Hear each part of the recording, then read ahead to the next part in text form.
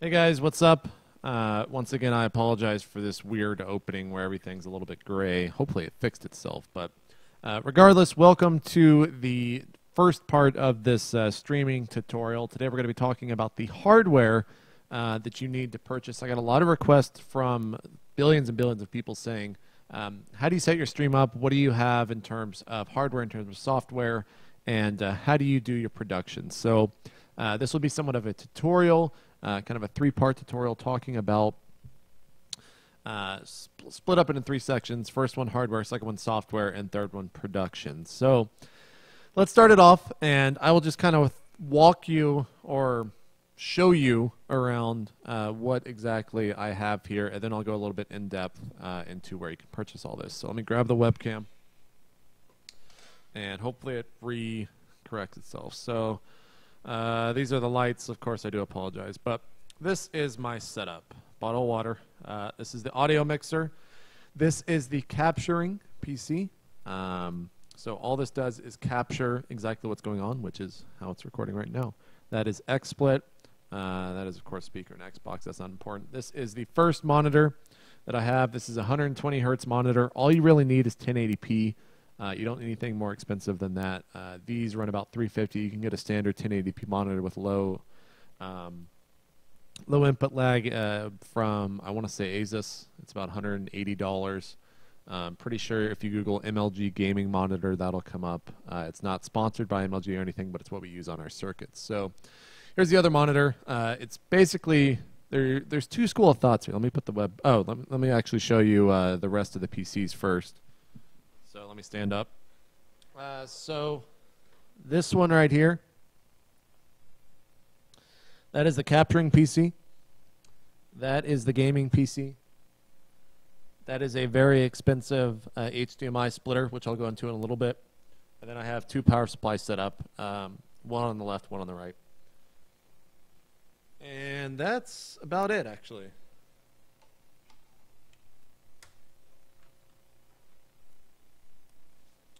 So I apologize for that not being a little bit better. Hopefully I didn't give you motion sickness or anything with the webcam. But there's two school of thoughts here when it comes to capturing, streaming, and hardware. So there's the one PC setup, which if you do decide to go with, takes one PC. You don't need two of these.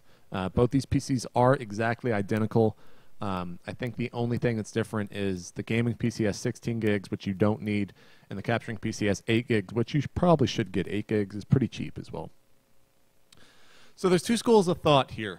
The first one is that you use one PC to stream. It's cheaper. You can get good results, especially if you don't want to stream in 1080p.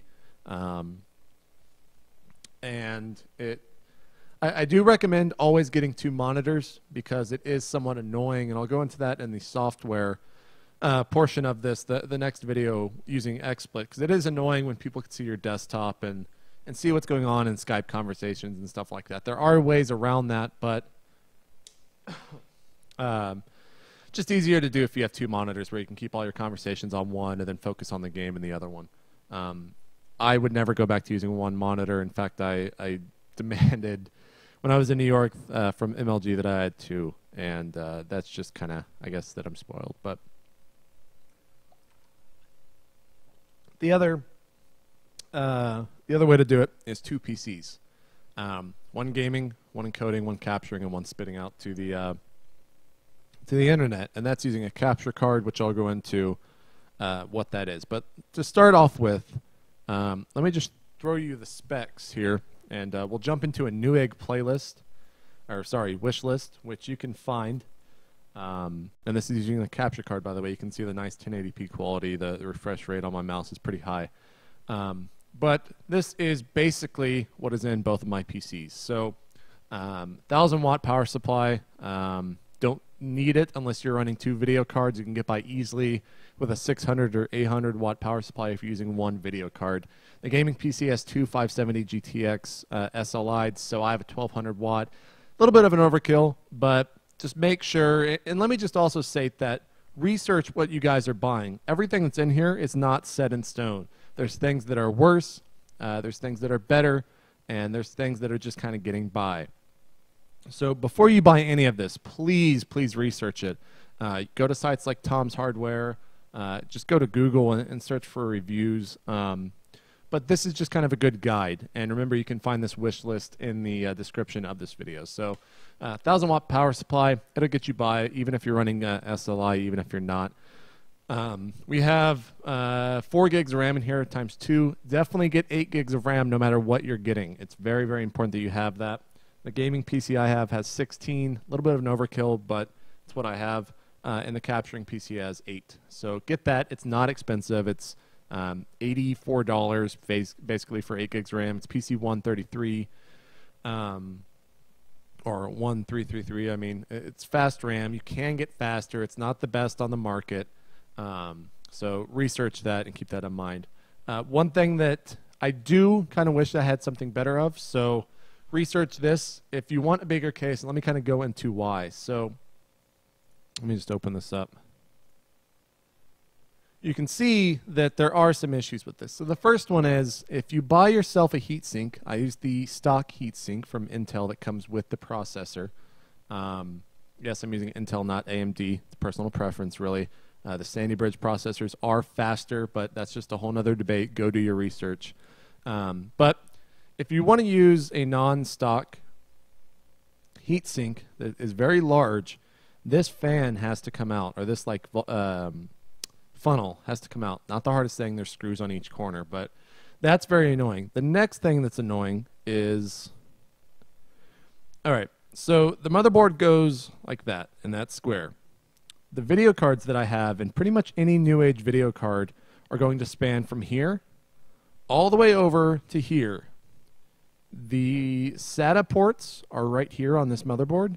So I have 2 cards going all the way across and all the way across. It's a very, very tight fit. I would recommend a mid to big, large size ATX case. This is a small mini ATX case. You can do research. The nice thing is that it's $70, so yeah, or this is a mid case. Sorry, get a larger case though. Is basically what I'm saying. I get by with 2 of these. The airflow in them is very tight. I keep my apartment pretty cool unless these lights are on. And I would recommend getting a bigger case. And I apologize, I turned off all the fans so that the audio quality would be is best for this. So I'll probably be sweating because these are 500-watt bulbs, and I'm in Texas. It's very hot. So moving right along, this is the motherboard that I have, and this is where it varies. So if you're using the one PC, you can probably get by using this motherboard. It's pretty standard. You can go another route. Just make sure that it does fit your processor, regardless of if you go Intel and AMD. But one thing that you can do, and I don't have this. This is something that DJ Wheat has, and he spent a lot of money. They're very expensive, but you can get motherboards with multiple PCIe slots on them, and what that does is allows you to put multiple capture cards in them. So I want to say that he has 3 to 4 capture cards in them. So that's 3 to 4 different HDMI inputs that he can put in. 2 PCs, an Xbox, an iPad, anything that takes an HDMI signal. He can mix all those into one XSplit scene, which doesn't make sense. It'll make sense when I go over the software portion of this, but it really allows a lot of different options for him. And if I were to do it all again, I might go that route, but it just means it's going to cost a lot more money because that's more PCI cards that you have to buy, PCIe capture cards that you have to buy. Those run about $100. So it depends on really how much money you're willing to throw at it. I don't use that method, so I probably won't be talking about it too much. But if you can get one card to work, you can get 3 others to work as well. So jumping back into this wish list, you can see right here, I use a 570 GTX. I use one of them in the encoding PC, which was the one on the left that you saw, and in the gaming PC, which is the one that on the right that has the 2 monitors hooked up. I have 2 of these things running SLI. The most important part is, regardless of what you use, make sure that it has Let me open this up so you can see. Come on, go to the back. So make sure it has this. This is a mini HDMI port. If you are using a 2 PC setup, you have to make sure that it has HDMI. If you're using a 1 PC setup and you don't really see yourself building on anything in terms of expansion anytime soon, you don't necessarily need HDMI on it. It's nice to have. You can hook it up to TVs and things like that. It's just generally a nice thing to have. So remember that this is the most expensive thing that you'll buy. Video cards are kind of the bigger difference, unless you go for like some $1,000 processor, but that's a little bit crazy. So keep in mind that what you spend on your video cards is kind of what you get. Go do your research. There's monthly video card charts out from Tom's Hardware. I think that this is recorded on March 8th, 2012. And probably if you're watching this a month, 3 months, a year, there's better stuff out there. And it's probably going to be about the same price. So make sure you go to Tom's Hardware, look for a video card comparison chart. They're very easy to find and they're very useful. Do your research and buy whatever is best for you. So moving along here, we have the processor. And I'm using an i7 2600K Sandy Bridge. This is kind of the top of the line Sandy Bridge. There are more expensive ones. This runs you, of course, about $325. You can go for an i5, which is in it's kind of the mid tier, and you're paying about probably $40 or $50 more for an i7 compared to an i5, but for me, it's worth that extra money just to have that little bit of power. If it's worth it to you, buy the i7. If not, you can get by with an i5 on either PC, whether it's capturing or whether it's just playing games. So the next thing is a solid state drive, and I just realized I did not put a SATA drive in here, but solid state drive is very, very crucial, at least in my opinion. It really helps in terms of the boot process and also writing to a disk. If you are recording any of this and you're not streaming it, or if you are streaming it and you're also having it record an FLV locally in XSplit, having a solid state drive is going to speed up and make sure that you don't have any loss of quality in there if you're writing to that disk. I write to another hard drive because I'm running out of space on my solid state. I need to get another one. But because of that, it sometimes gets a signal loss. But go with the solid state drive. They're a little bit more expensive. Remember to do your research. This is the one that I have. I purchased this PC about a year ago, so it's definitely outdated, but do research. Find whatever you guys want. Basically, you pay right now, I think, $2 to $3 per gigabyte. That might be a little bit off. But that's really how a lot of people kind of measure solid-state drives. They are incredibly fast compared to SATA drives. For example, I think my PC boots in like 8-9 seconds. If it was booting off of a SATA drive, it would be anywhere from 20 to 25.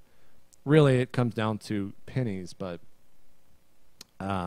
it's really what you're willing to spend. So do your research. Like I said, I do the Intel X25-M. I think mine is 120 gigabytes, but that was discontinued or something like that. So this one's actually out of stock right now, so make sure that you check and buy what you want to buy. And of course, if you do want to go for the SATA drive, just get a terabyte drive. They're really useful to have that much space. They're very, very cheap. I think you can get a terabyte Western Digital Black Caviar drive for a terabyte for probably $120. I'll go ahead and add one in this wish list. In fact, let me write that down. After this, so it'll be there. If you want that, it's nice to be able to install Windows to your solid state drive and then everything else onto that other drive. So last thing you need is, of course, that SATA DVD drive. You can get whatever you want. If you want a Blu-ray burner, go ahead and get that. You don't really need it though. So moving right along, outside of the PC, there are some other things that you do need. This one is, of course, one of the biggest. This is the webcam that I recommend. It's Logitech HD Pro Webcam C910. Don't buy it from Logitech.com. They're very expensive. I believe they were on sale from Amazon the other day for about $40 or $50. It says, of course, that you can stream right here, or record, sorry, in 1080p. but right now this quality of webcam is 720p 30 fps. I believe it captures 1080p at 10 fps. It's very, very low fps. 30 is really what you want.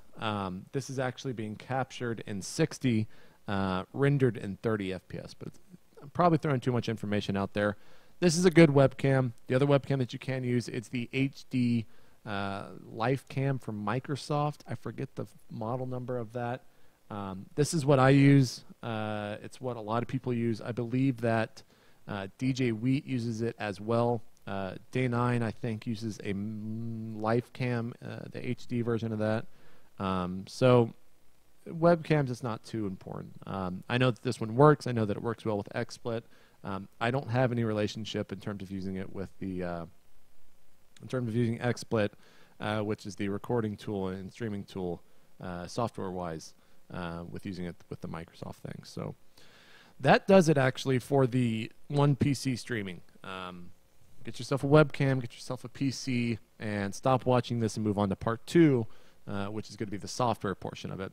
If you do want to use the second PC, it means you have to order 2 sets of that Newegg wish list, and you actually need some other things as well.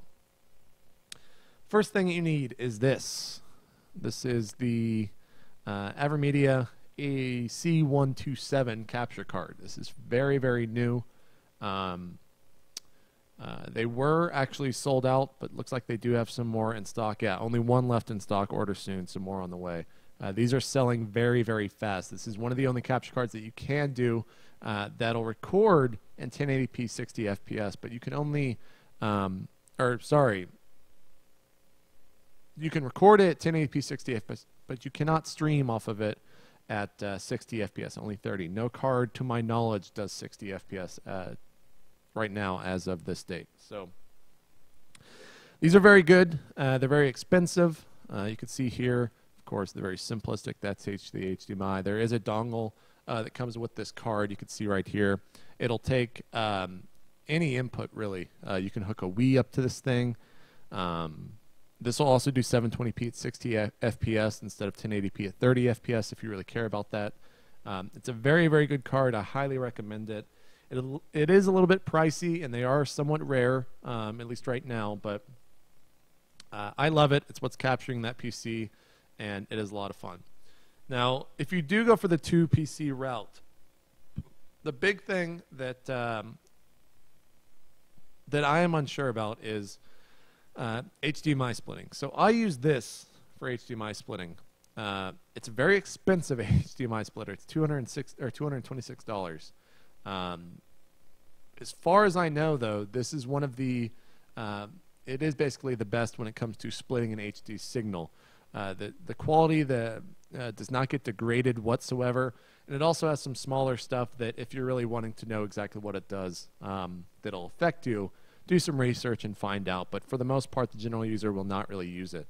Of course, this is the source, and then this is the split. So, for example, right here, going in is the 360, coming out is to the capture card, coming out is to a monitor.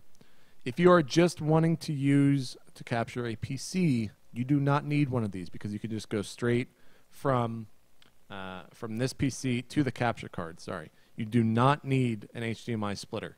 But if you want to capture things like a 360, like a PS3, a Wii, iPad 2, anything like that, you're going to need a splitter. Keep in mind that you can find some splitters for $4.10. I have never used one of these. I don't know how much, and there's a whole lot of different splitters you can buy. But as far as I can tell, the Atlona one is incredibly, incredibly high quality. There is no signal degradation, and it's very, very good. I highly recommend it. It's pricey. I get that. It's very expensive. If you don't want to spend a lot of money, then don't order that. So the next big thing is kind of hit or miss. This is a $250 mixer. It's nice because you can take this PC's audio, this PC's audio, this mic, and mix them all together into one signal.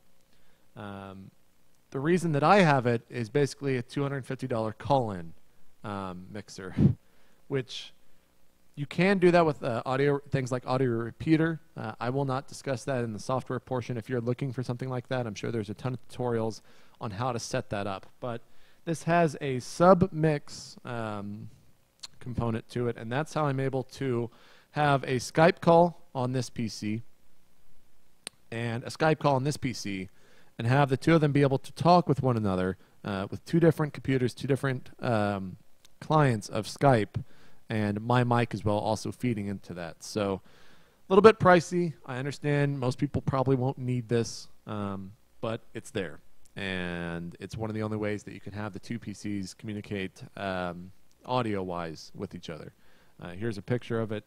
It is the Behringer Eurorack UB2442FX-Pro mixer, $250 right now on Musician's Friend. This link will be in the description of this video. And let's see, of course, if you need, well, you're going to need cables for all this, and you can go to monoprice.com to get all those. Please do not, for the love of God, buy a monster cable at Best Buy for $60 when you can get the same friggin' cable for like $4 from monoprice.com. Buy all your cables there. You can buy any cable you want. That link will be in the description as well. Go check that out. It is a lifesaver. The website is awesome. Huge shout out to Monoprice. What else? I'm trying to think if we've got everything covered. One last thing I do want to mention is this thread from the gun run. Basically, this entire tutorial will be this thread in video form. It's a very, very good rundown. You can find it on Team Liquid. It's called Streaming 101 by the Gun Run. He tells you the computers. He goes into the software, which is what we're going to be doing in the next setup. He tells you about the different capture methods that you can do, exactly what you can do with each of those. It's a very, very, very good thread, and Gunrun knows his shit, guys. He is basically one of the guys that almost really taught me everything. Him and DJ Wheat taught me basically everything about streaming. I want to say that that's it, though. So one thing that you guys can do for me is, of course, follow me here on YouTube, youtube.com/AmeJP. It really helps when you subscribe to the channel. Please, please do that. The second thing is, let me know what you guys want to see. Send me tweets at ItMeJP. Send me PMs on YouTube if you have a specific question. And I might even do like a fourth video here in this series where I'm just taking questions from you guys in very specific detailed questions about things that might come up. So that's actually a good idea. 4 different parts. This is the first part, which is the hardware. Second part will be the software portion of it. Third part will be the production part of it. And the fourth part will be a FAQ section. So thank you guys so much. Hopefully I didn't forget anything. And that will do it. I'll see you guys next time. It's really hot in this room, so I'm going to turn on the AC and everything like that. Thanks a lot, guys. JP, signing out.